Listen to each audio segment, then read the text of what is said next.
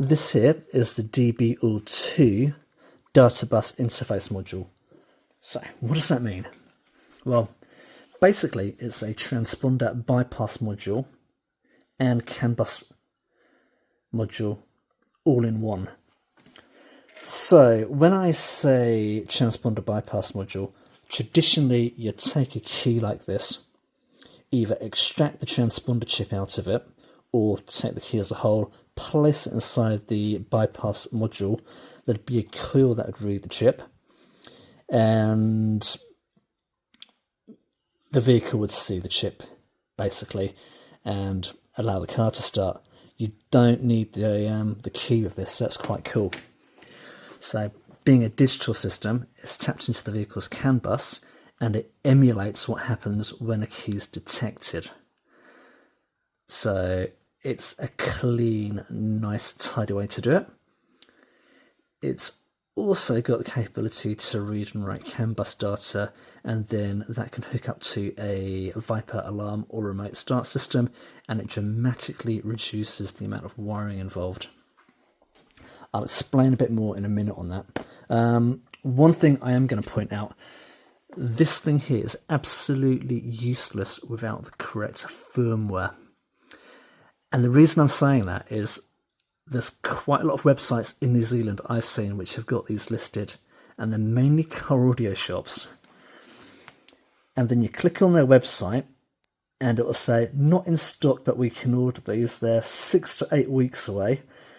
And then I'm questioning, well, what about the firmware? Are you going to sell one without the firmware? Where are you buying them from? Are you buying them from the States and getting the firmware flashed? You're asking the customer in advance. If you're doing that, I wouldn't do it, because there's so much involved in programming these to get them right for the vehicle that it's just going to end up miserable. So yeah, there's a lot of cowboys in my industry, especially in Auckland and Christchurch. So yeah, just be warned. I'll run through how to flash these just so you can understand why I'm warning you about this. So let's plug this in. Helps if I get it the right way around. So that's plugged in. This is plugged into the D-Loader 4, and then that's plugged into my laptop. I can also connect it via Bluetooth to my phone and use the app, but I'm using the phone to record this, so flag that. So I'm just going to go into here, flash the module,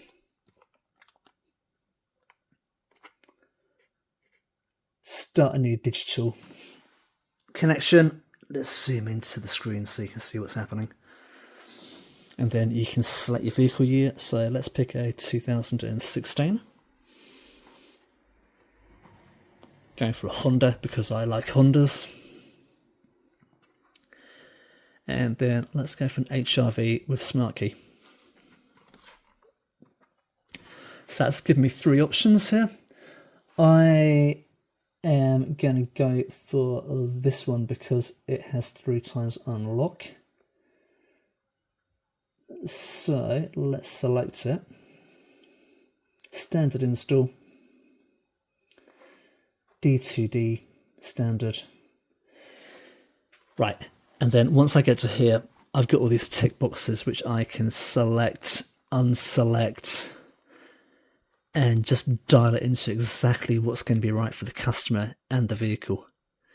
So if I need to make any adjustments after it's been installed and things don't quite work as I want them to, I can come back here, I can change them. I'm just going to keep that lot the same for the sake of keeping the video not too long. And then let's say I've got heated seats. I can go into here and I can go, okay, I want the heated seats at 5 degrees, or I want. You can just decide what temperature they're going to turn on at when the remote start happens. I don't care. I'm going to turn that off. Yeah, there's a stack of stuff here, hey, and a lot of it is very, very vehicle specific. So I'm just going to go ahead and flash the module. And while it's flashing, I'm going to zoom back out.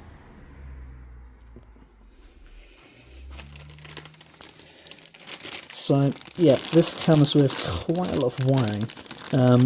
It's not quite as overwhelming as it looks. In reality, half the time I only connect about 6 of these wires up, but they're all options. Plus, I've got quite a few other programming tools for other directed products.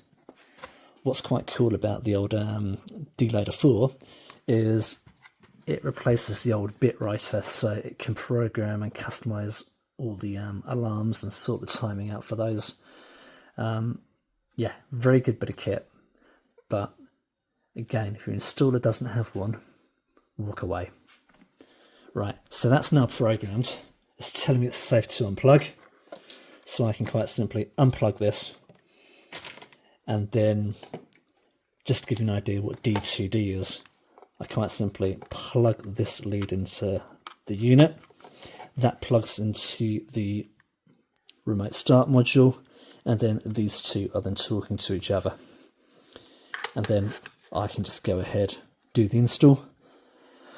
What I didn't mention on here as well, it's got all the installation notes as well I need, so it does make it a lot easier rather than doing the guesswork. What else did I not mention? Yeah, that's right.